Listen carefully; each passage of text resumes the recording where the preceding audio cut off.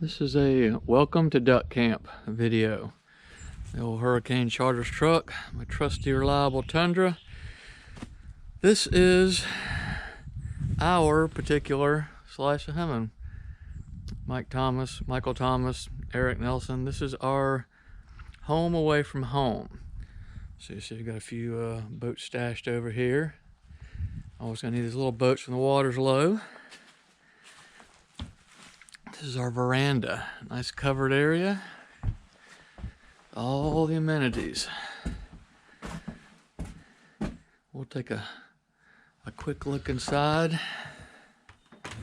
Chateau Thomas. So you can come in. It's used to be a toy hauler. It converted. And there's our that's the master suite.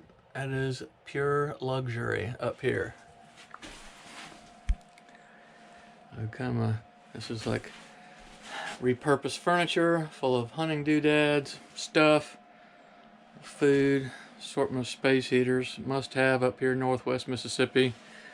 Plenty of camo gear strewn about, luxury bunks for the visitors, lots of hanging paraphernalia, all sorts of camo stuff. You can see normal camo wear or camp wear, some just old repurposed wader boots cut off, and a new function. So that is the living quarters for Thomas Nelson.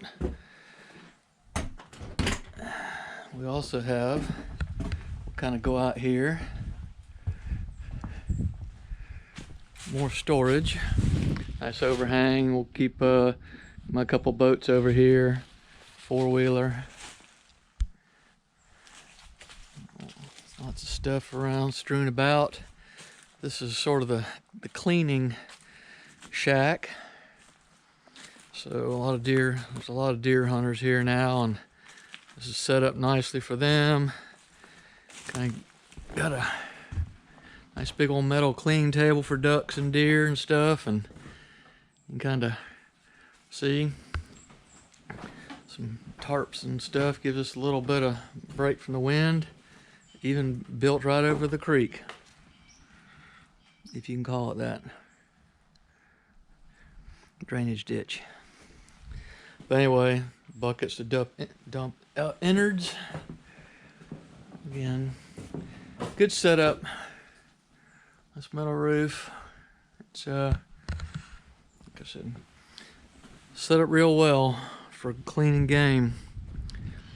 And that's our, oops, gonna work this way. Get a little panoramic view.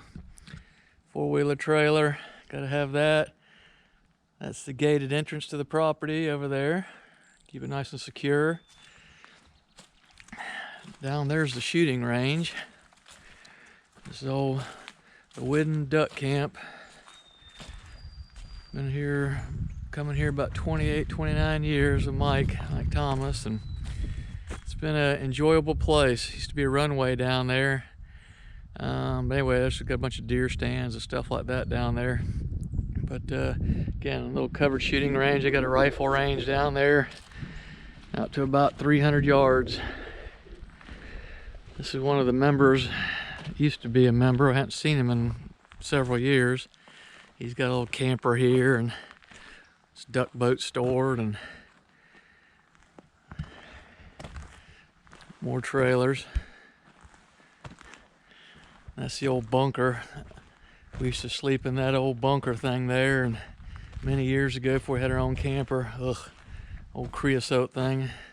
Like we don't all have tumors growing out of our heads by now. I don't know what's going on in there. Scared to even think of what's going on in there. This door's propped open, so it's probably just a raccoon lodge now. So sorted paraphernalia around. So we're kind of gonna work back here towards, so you see we've got several campers set up. Lots of structures here. Used to use this one a lot in the old days. It's been kind of taken over by the raccoons and critters now, but used to have a washer and dryer and all kinds of stuff here. But we'll walk over to the bathrooms. Actually, let's go to the changing shed first.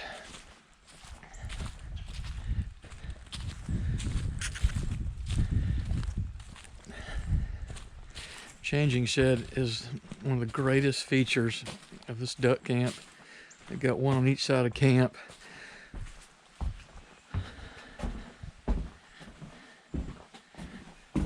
Lots of stuff everywhere you look. This is, of course, all this wiring, all up to code, of course.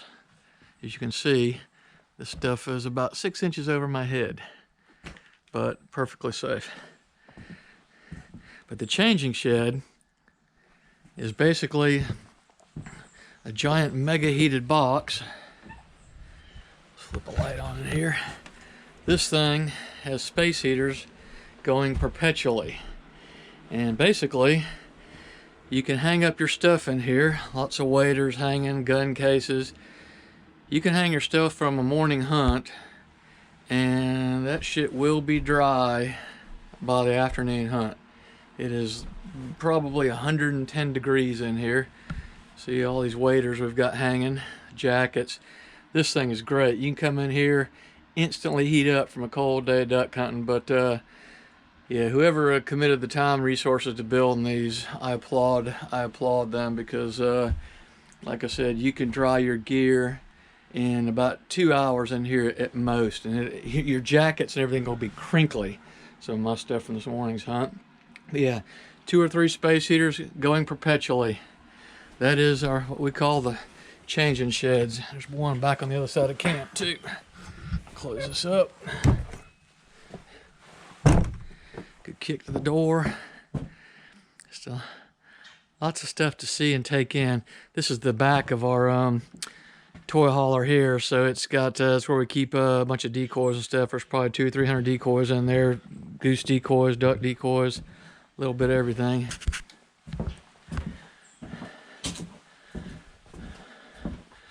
That's sort of our little slice of heaven in our part of the duck camp.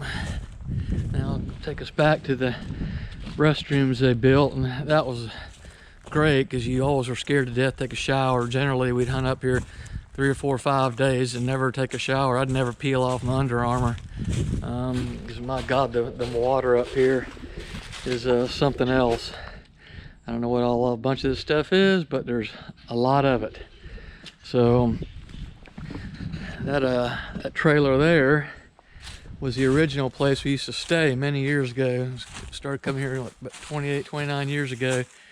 That trailer is pure raccoon lodge now. It was scary back then. God, the rats in that place at night.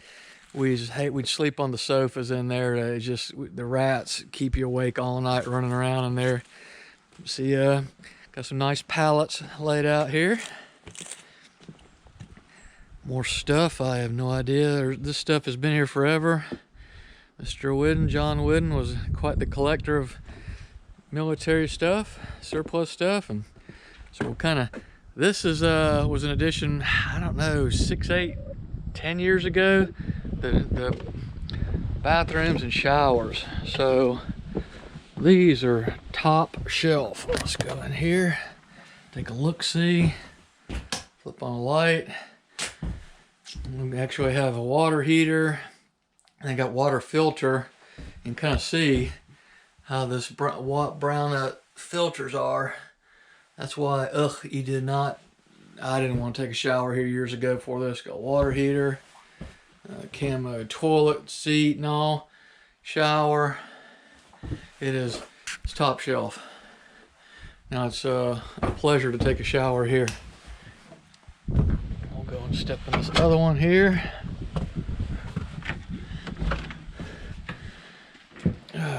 Yeah, this is nice. This is just like a Four Seasons kind of stuff. So, yep. Yeah.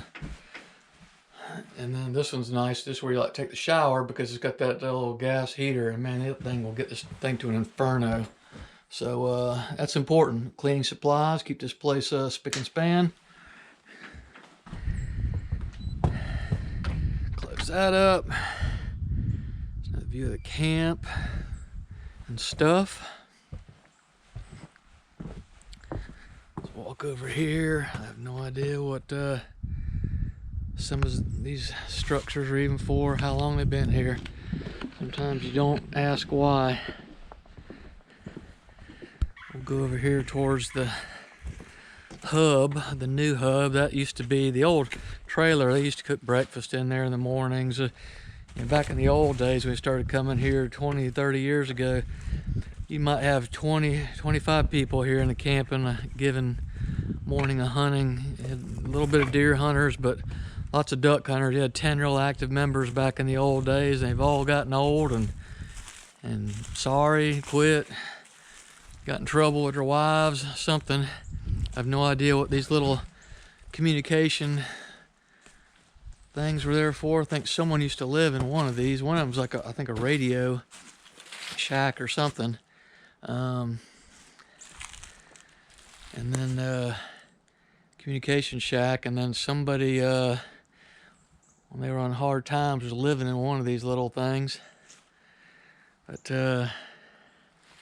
yeah, that's kind of, heck, the door's not even closed on that trailer. Ugh, like I said, it's one day gonna be leveled, I suppose.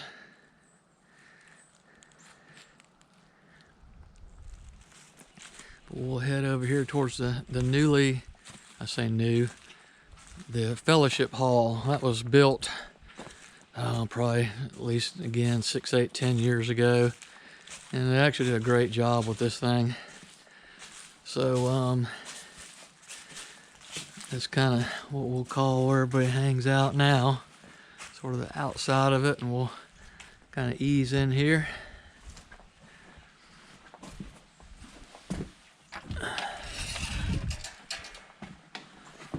Yeah. See, you got a fully equipped gourmet kitchen. All the things a man needs to cook up a hunt camp breakfast or lunch, dinner, whatever they're doing up to. It's a nice big spacious place.